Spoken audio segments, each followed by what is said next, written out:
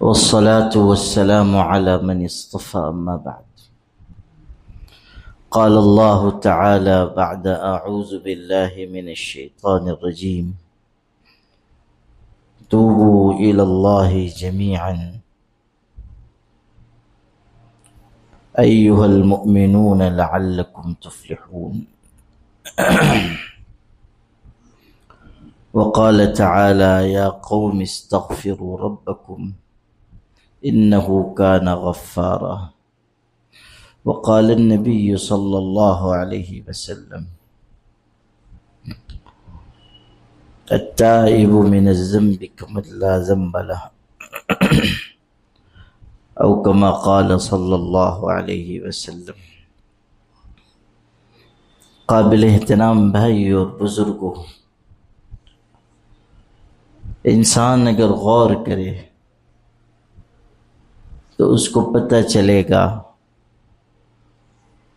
کہ صحت کے بعد بیماری کا مرحلہ ہے، جوانی کے بعد بڑھاپا ہے،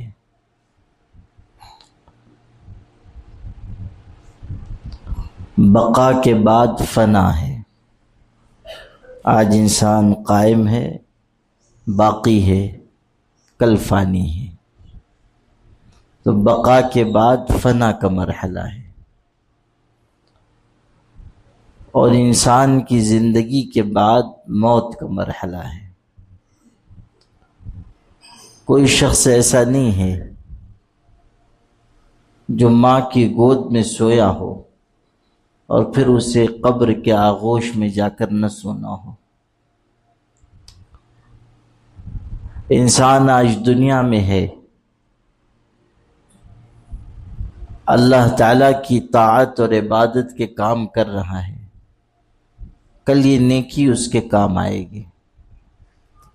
آج اگر وہ نافرمانی اور گناہ کے راستے پر ہے، توبہ کے بغیر دنیا سے گزر گیا، اللہ کے ہاں اس کی پکڑ ہونے والی ہے.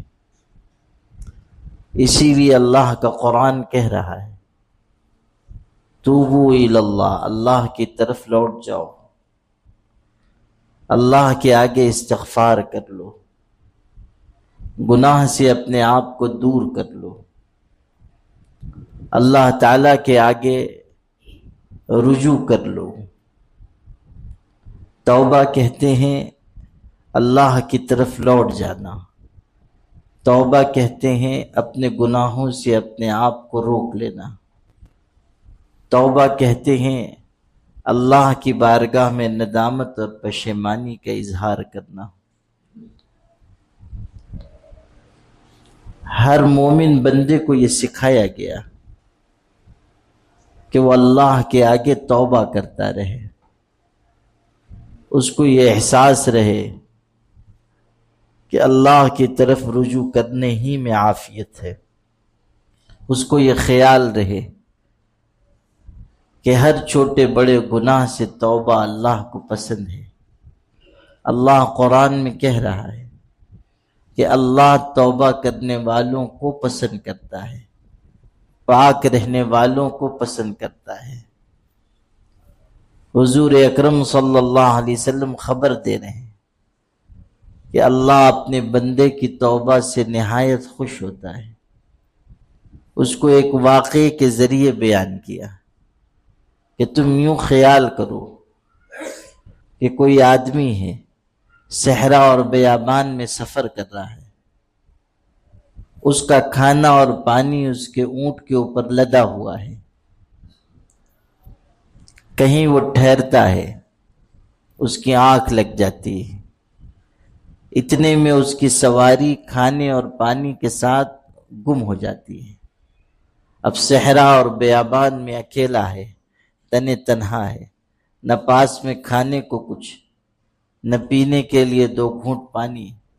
صحرا بیابان کا علاقہ ایسا ہوتا ہے کہ وہاں نہ کوئی آدم نہ آدم زاد، نہ کوئی پانی پلانے والا، نہ کھانا کھلانے والا، نہ کوئی سایہ فراہم کرنے والا، نہ کوئی مکان کی چھت دینے والا. ہر طرف ریت ہی ریت، ہر طرف تنہائی تنہائی، ہر طرف موت ہی موت، جدھر بھی جائے گا اس کے لیے ہلاکت ہے۔ اب آپ غور کیجئے کہ سواری بھی غائب، کھانا اور پانی بھی غائب۔ اس کو یہ خیال ہوا کہ اب تو موت یقینی ہے، اب تو مجھ کو مر جانا ہے، یہاں کوئی بچانے والا نہیں ہے، کھانے پانی کا کوئی انتظام نہیں ہے۔ یہ سوچ کر مایوس ہو کر وہ ایک جگہ پہنچتا ہے، اسی مایوسی کے عالم میں لیٹ جاتا ہے، اس کو پھر نیند آ جاتی ہے، اس کی آنکھ لگ گئی۔ جب نیند سے اٹھتا ہے، آنکھ کھلتی ہے تو وہ دیکھتا ہے کہ اس کی سواری کھانے اور پانی کے ساتھ اس کے پاس موجود ہے۔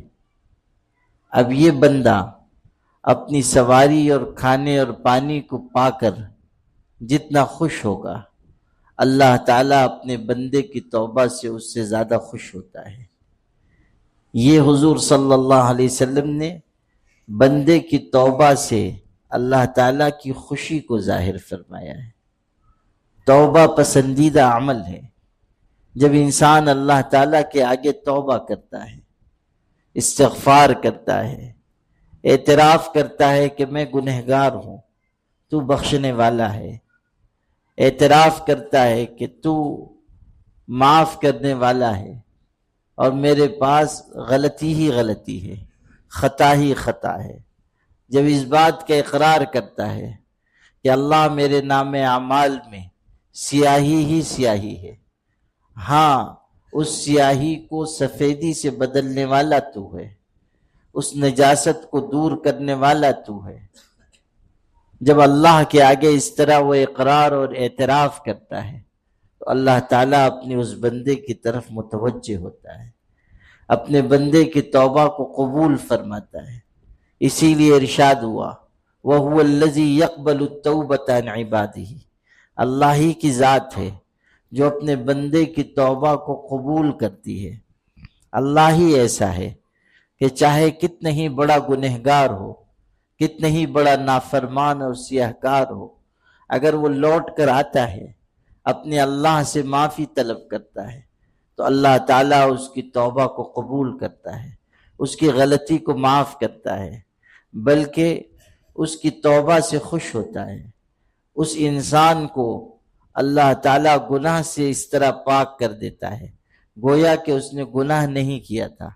نبی کریم صلی اللہ علیہ وسلم نے اسی کی بشارت اور خوشخبری یوں سنائی، التائب من الذنب کمن لا ذنب لہ، گناہ سے توبہ کرنے والا ایسا ہے گویا کہ اس نے گناہ نہیں کیا، یعنی اللہ اس گناہ کو مٹا دیتا ہے۔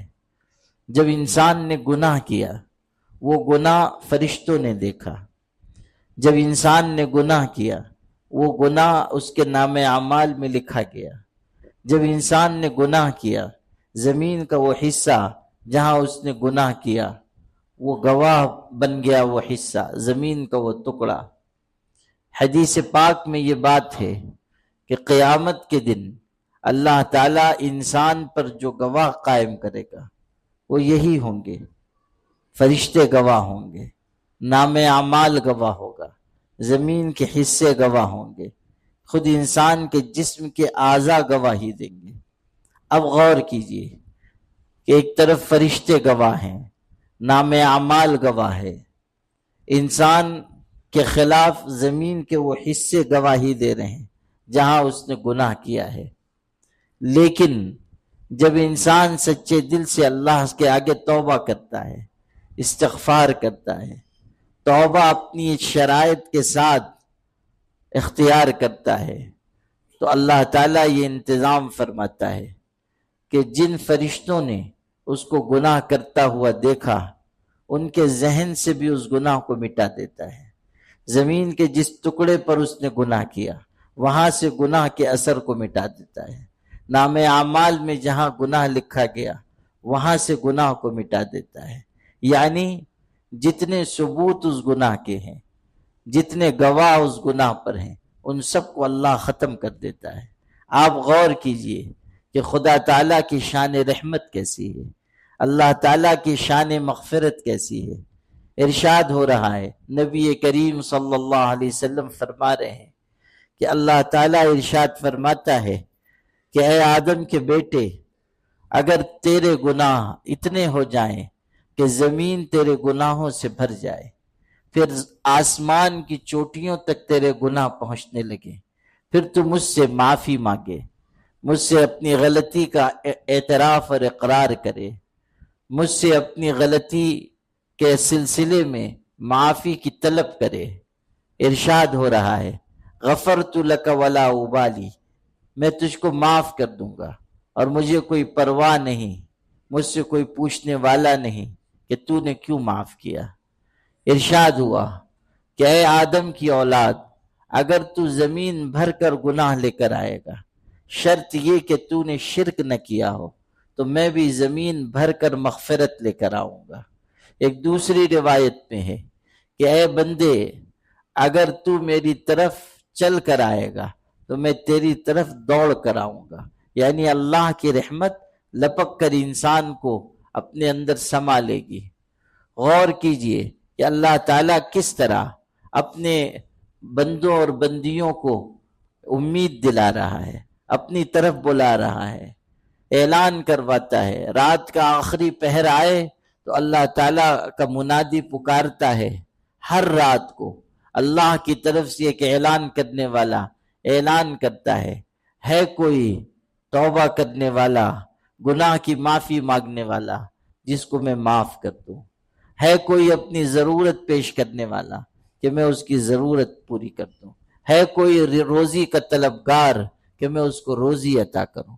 ہر رات آخری حصے میں اللہ کا منادی پکار رہا ہے، اللہ تعالیٰ کی طرف سے اعلان کرنے والا اعلان کر رہا ہے کوئی مغفرت چاہنے والا جس کی مغفرت کر دی جائے، ہے کوئی اپنی ضرورت پیش کرنے والا کہ اس کی ضرورت پوری کر دی جائے۔ اللہ تعالیٰ نے یہ خبر بھی اپنے محبوب حضرت محمد مصطفیٰ صلی اللہ علیہ وسلم کے ذریعے دلوائی کہ اللہ دن کے وقت اپنا ہاتھ پھیلاتا ہے تاکہ رات کا گنہگار توبہ کر لے، پھر رات کو ہاتھ پھیلاتا ہے تاکہ دن کا گنہگار توبہ کر لے۔ اللہ تعالیٰ جسم سے پاک ہے۔ یہ جو کہا گیا کہ ہاتھ پھیلاتا ہے، یہ اشارہ اس طرف ہے کہ اللہ تعالیٰ گنہگار بندے کا انتظار کر رہا ہے، دن کو بھی ہاتھ پھیلا رہا ہے تاکہ رات کا گنہگار توبہ کرے، رات کو ہاتھ پھیلا رہا ہے تاکہ دن کا گنہگار توبہ کرے۔ جب اللہ اپنے بندوں کو خود اپنی رحمت سے امید دلا رہا ہے، دعوت دے رہا ہے، بلا رہا ہے کہ آؤ گناہ کو چھوڑ کر، نافرمانی کو چھوڑ کر اچھے بندوں میں شامل ہو جاؤ، تو کیوں نہ ہم اللہ کی طرف لپک کر جائیں۔ گناہ پر اصرار کرنا، نافرمانی میں مشغول رہنا بالآخر یہ نتیجہ پیدا کرتا ہے کہ انسان کا دل کالا ہو جاتا ہے، پھر نصیحت کی کوئی بات اس پر اثر نہیں کرتی، پھر توبہ کی توفیق اس کو نہیں ملتی، دروازے بند کر دیے جاتے ہیں، یہاں تک کہ انسان بغیر توبہ کے دنیا سے رخصت ہو جاتا ہے، اور یہ اس کے لیے ہلاکت اور بربادی ہے۔ اللہ تعالیٰ نے جب ہمارے لیے دروازے کھلے رکھے ہیں، اللہ تعالیٰ نے جب ہمارے لیے سہولت پیدا کی ہے، اللہ تعالیٰ جب ہمارے لیے آسانی کی راہ ہموار کر رہا ہے، تو اللہ کی طرف ہم لوٹ کر جائیں۔ یہ کتنی بے غیرتی کی بات ہے کہ اللہ تعالیٰ کی سرزمین پر رہیں، خدا کا دیا ہوا رزق استعمال کریں، اللہ تعالیٰ کی سلطنت میں زندگی گزاریں، اس کی نعمتوں سے مالا مال ہوں، اور پھر اسی اللہ کی نافرمانی کریں، اسی سے بغاوت کریں، اسی کے احکامات کو توڑیں، اسی کے احکامات کو اپنے قدموں تلے روندیں۔ حضرت خواجہ ابراہیم ادہم رحمۃ اللہ علیہ کے پاس ایک شخص آیا، ایک جوان آیا، اس نے کہا کہ میں گناہوں میں مبتلا ہوں، کوئی ایسی بات بتائیے کہ میں گناہوں کو چھوڑ دوں، نافرمانی سے باز آ جاؤں، اچھی زندگی گزاروں، اچھے راستے پر چلنے لگوں۔ حضرت خواجہ ابراہیم ابن ادہم رحمۃ اللہ علیہ نے کیسی خوبصورت نصیحت اس کو کی، فرمایا کہ دیکھو، اگر تم گناہ پر اصرار ہی کرنا چاہتے ہو تو ایسا کرو کہ جب تمہیں گناہ کرنا ہو تو اللہ کا دیا ہوا رزق مت استعمال کرو۔ یہ کتنی بے غیرتی کی بات ہے کہ اللہ کا دیا ہوا رزق بھی استعمال کرو اور پھر اسی کا حکم توڑو، اسی کی نافرمانی کرو۔ اس نے کہا ایسے کیسے ہو سکتا ہے؟ جو کچھ بھی ہے وہ سب اللہ ہی کا دیا ہوا ہے، رزق تو اللہ ہی کا پیدا کیا ہوا ہے، کوئی ایسی چیز نہیں ہے جو اللہ کے علاوہ کسی اور نے بنائی ہو، تو لا محالہ رزق تو اسی کا دیا ہوا استعمال کرنا پڑے گا۔ تو انہوں نے فرمایا جب رزق اس کا کھا رہے ہو تو پھر اس کی نافرمانی نہ کرو، اس کے آگے سرکشی اور بغاوت نہ کرو۔ پھر فرمایا اگر تم کو گناہ کرنا ہی ہے تو اللہ تعالیٰ کی سلطنت سے نکل جاؤ۔ یہ اچھی بات نہیں ہے کہ خدا کی سلطنت میں رہو اور پھر اس کی نافرمانی کرو۔ اس نے پھر کہا کہ مشرق مغرب سب اللہ ہی کے ہیں، شمال جنوب سب اللہ ہی کے ہیں، زمین کا ایک ایک انچ ایک ایک حصہ اللہ ہی کا ہے، کوئی جگہ ایسی نہیں ہے جو اللہ کی سلطنت سے باہر ہو، کوئی جگہ ایسی نہیں ہے جو اللہ تعالیٰ کی زمین سے باہر ہو، جو کچھ ہے سب اللہ کا ہے۔ ارشاد فرمایا کہ یہ کتنی بری بات ہے، کیسی بے شرمی کی بات ہے کہ اللہ کی سلطنت میں رہ رہے ہو، اللہ کی سرزمین پر رہ رہے ہو اور پھر اس کا حکم توڑ رہے ہو، پھر نافرمانی اور گناہ کر رہے ہو۔ تیسری بات ارشاد فرمائی کہ دیکھو اگر تم کو اللہ کی نافرمانی کرنی ہی ہے تو ایسی جگہ جا کر گناہ کرو جہاں کوئی تم کو دیکھنے والا نہ ہو۔ اس نے کہا کہ انسانوں کی نگاہ سے چھپ سکتا ہوں لیکن اللہ کی نگاہ سے کیسے چھپوں گا؟ ہر جگہ اللہ تعالیٰ کی نگاہ ہے، ہر جگہ اللہ دیکھ رہا ہے، کوئی جگہ ایسی نہیں ہے کہ جہاں جا کر میں نافرمانی کروں اور اللہ نہ دیکھے۔ ارشاد فرمایا کہ جب ہر جگہ اللہ دیکھ رہا ہے تو کیسی بے غیرتی کی بات ہے کہ تم اللہ کی نگاہ کے سامنے گناہ کرو، تم اللہ تعالیٰ کو کے آگے بغاوت کرو، اس کا حکم توڑو۔ یہ احساس کہ اللہ دیکھ رہا ہے اور پھر تم گناہ کرو، یہ کتنی بری بات ہے۔ اس لیے گناہ سے باز آ جاؤ، گناہ کو چھوڑ دو۔ پھر ارشاد فرمایا کہ دیکھو اگر تم کو گناہ کرنا ہی ہے تو اس بات کا بھی اہتمام رکھو کہ جب ملک الموت آئے گا، اللہ کا فرشتہ آئے گا، تو تم اس کو روک دینا کہ ٹھہر جاؤ، میں ذرا توبہ کر لوں، میں ذرا اچھا عمل کر لوں، پھر تم میری روح نکالو، پھر تم جان نکالو۔ اس نے کہا بھلا فرشتہ موت کو کون روک سکتا ہے؟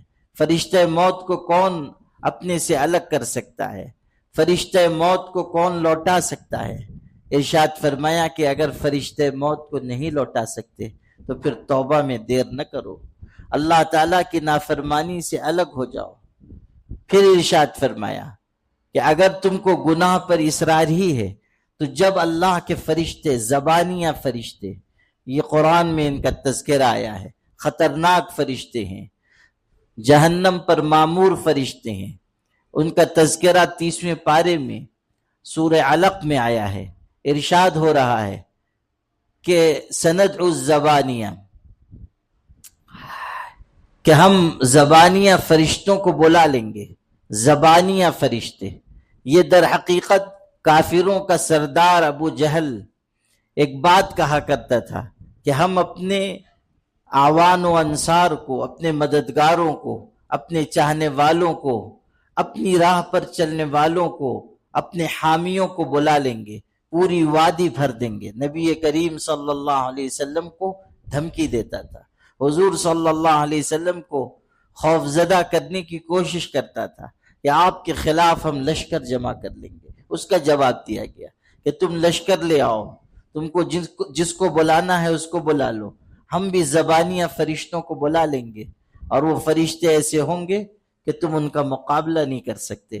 تو کہا حضرت ابراہیم ادہم رحمۃ اللہ علیہ نے کہا کہ جب زبانیہ فرشتے تم کو پکڑیں گے، تم کو لے جانے لگیں گے، تو تم اپنے آپ کو ان سے چھڑا لینا، اپنے آپ کو ان سے الگ کر لینا۔ اس نوجوان نے کہا زبانیہ فرشتوں کی پکڑ سے کون بچ سکتا ہے؟ کسی کے اندر یہ ہمت نہیں ہے کہ اللہ کے فرشتوں کی گرفت سے، ان کی پکڑ سے اپنے آپ کو بچا سکے۔ تو پھر ارشاد فرمایا کہ جب تم فرشتوں سے اپنے آپ کو بچا نہیں سکتے ہو، جب تم جہنم کی آگ سے اپنے آپ کو الگ نہیں کر سکتے ہو، تو پھر گناہ اور نافرمانی کے راستے پہ نہ چلو۔ آج اگر گناہ کرو گے کل تم کو ان مرحلوں سے گزرنا ہے، آج اگر نافرمانی کرو گے کل موت آنی ہے، آج اگر غلط راستے پر رہو گے کل اللہ تعالیٰ کے فرشتے تم کو پکڑیں گے اور دوزخ میں ڈالیں گے۔ کہا گیا خذوہ فغلوہ، حکم ہوگا کہ اس مجرم کو پکڑ لو، اس کو بیڑیاں ہتکڑیاں پہنا دو، ثم الجحیم صلوہ، پھر اس کو دوزخ کی آگ میں لے کر چلے جاؤ، ثم فی سلسلۃ ذرعھا 70 ذراعا فاسلکوہ، پھر زنجیروں میں اس کو اچھی طرح جکڑ دو۔ پھر کہا گیا کہ اس کے اوپر کھولتا ہوا پانی ڈالو، یعنی طرح طرح کی سزا، طرح طرح کی تکلیف جو جہنم میں پیش آنے والی، اس کا ذکر کیا جا رہا ہے۔ آج ہم دنیا میں ہیں، دنیا کی رونق و زینت کو دیکھ رہے ہیں، دنیا کی لذتوں کے پیچھے چل رہے ہیں، لیکن کل موت آنی ہے، خدا کی بارگاہ میں حساب دینا ہے۔ آج انسان عمل کر رہا ہے، کوئی حساب نہیں ہے، کل حساب ہوگا، عمل کا موقع نہیں ہوگا۔ آج انسان دوسروں کا احتساب کر رہا ہے کہ تم ایسا کیوں کر رہے ہو، تم ویسا کیوں کر رہے ہو، کل انسان کا خود حساب لیا جائے گا کہ تم دنیا سے کیا کما کر لائے ہو، تم نے اللہ تعالیٰ کی اطاعت اور عبادت میں کتنی محنت کی ہے۔ آج موقع ہے کہ اللہ کی طرف انسان لوٹ جائے، توبہ کرے، استغفار کرے، اللہ تعالیٰ سے اپنے گناہوں کی معافی مانگے۔ یاد رکھیے، ہمارے گھروں میں، ہمارے سماج میں، ہماری بستیوں میں، ہماری آبادیوں میں جو مصیبتیں ہیں، جو پریشانیاں ہیں، زندگی میں جو تلخیاں ہیں، گھروں میں جو ناخوشگواریاں ہیں، خاندانوں میں جو پھوٹ ہے، آپس کا جو انتشار ہے، روزی کی جو تنگی ہے، ہماری آپ کی جو مصیبتیں ہیں، جو ہماری پریشانیاں ہیں، ان سب کا بنیادی سبب ہمارے گناہ ہیں، ہماری نافرمانیاں ہیں۔ ظہر الفساد فی البر والبحر بما کسبت ایدی الناس، خشکی اور تری میں جو فساد پھیل رہا ہے وہ کسی اور کا لایا ہوا فساد نہیں ہے، وہ ہمارا کمایا ہوا فساد ہے، وہ ہمارے ہاتھوں کی کمائی کا نتیجہ ہے۔ ظہر الفساد فی البر والبحر بما کسبت ایدی الناس، لوگ جو کچھ گناہ کرتے ہیں وہی گناہ کبھی زلزلے کی شکل میں آ جاتے ہیں، کبھی طوفان کی شکل میں آ جاتے ہیں، کبھی تیز بارش کی شکل میں آ جاتے ہیں، کبھی آندھی کی شکل میں آ جاتے ہیں، کبھی بیماری کی شکل میں آتے ہیں، کبھی طاعون کی شکل میں آتے ہیں، کبھی طرح طرح کے امراض کی شکل میں آتے ہیں، کبھی ظالم حکمرانوں کی شکل میں آتے ہیں۔ یہ ہمارے ہی گناہ ہیں جو الگ الگ روپ میں ہم پر مسلط کیے جاتے ہیں، یہ ہماری خطائیں ہیں جو ہم کو چاروں طرف سے گھیر لیتی ہیں، اور پھر ہم اس مصیبت میں مبتلا ہو جاتے ہیں۔ سیلاب آتا ہے، ہزاروں کو بہا کر لے کر چلا جاتا ہے، زلزلہ آ جاتا ہے، سینکڑوں کو زمین اپنے اندر نگل لیتی ہے، اونچی اونچی عمارتیں گر جاتی ہیں، بڑے بڑے امیر نادار اور فقیر ہو جاتے ہیں، بڑے بڑے دولت مند محتاج اور لوگوں کے آگے ہاتھ پھیلانے والے بن جاتے ہیں۔ کل تک جو بہت سرمایہ دار کہلاتے تھے، ایک مصیبت آتی ہے اور پھر وہی لوگ دوسروں کے آگے ہاتھ پھیلانے والے بن جاتے ہیں۔ کیوں؟ اللہ تعالیٰ گناہ کرنے والوں کو، نافرمانی کرنے والوں کو، سرکشی کرنے والوں کو مہلت تو دیتا ہے، لیکن پھر ڈھیلی چھوڑی گئی رسی کو واپس کھینچ لیتا ہے۔ وَأُمْلِي لَهُمْ إِنَّ كَيْدِي مَتِينٌ، میں ڈھیل دیتا ہوں مگر میری پکڑ بہت سخت ہے۔ اللہ تعالیٰ سب دیکھ رہا ہے، ہر ایک کے عمل پر اس کی نگاہ ہے۔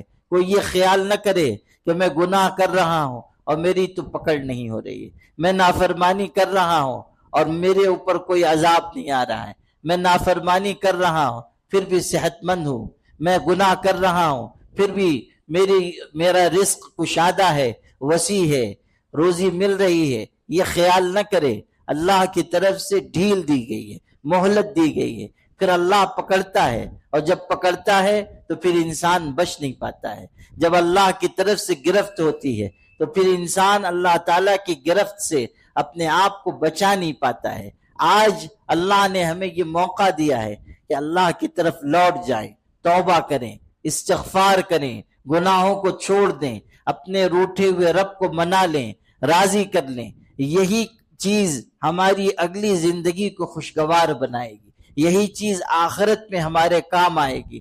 ہمارے آقا حضرت محمد مصطفیٰ صلی اللہ علیہ وسلم معصوم ہیں، آپ پر کوئی گناہ نہیں ہے، کوئی لغزش نہیں ہے، اس کے باوجود ایک ایک مجلس میں آپ 100 مرتبہ استغفار کر رہے ہیں، توبہ کر رہے ہیں۔ حضرت عبداللہ ابن عمر رضی اللہ عنہ بیان کرتے تھے کہ ہم ایک ایک مجلس میں شمار کرتے تو نبی کریم صلی اللہ علیہ وسلم کبھی 70 مرتبہ، کبھی 100 مرتبہ یہ کلمات کہتے تھے، رب اغفر لی وتب علی انک انت التواب الرحیم، اللہ مجھ کو معاف کر دے، میری توبہ قبول کر لے، بے شک تو توبہ قبول کرنے والا ہے، رحم کرنے والا ہے۔ ایک ایک مجلس میں 100 مرتبہ حضور صلی اللہ علیہ وسلم یہ کلمات اپنی زبان سے فرما رہے ہیں، حالانکہ آپ تو معصوم ہیں، آپ تو بے گناہ ہیں، آپ کے اوپر کوئی داغ نہیں، لیکن آپ نے امت کو تعلیم دی کہ کثرت سے توبہ کرو، کثرت سے استغفار پڑھو، روز رات کو سونے سے پہلے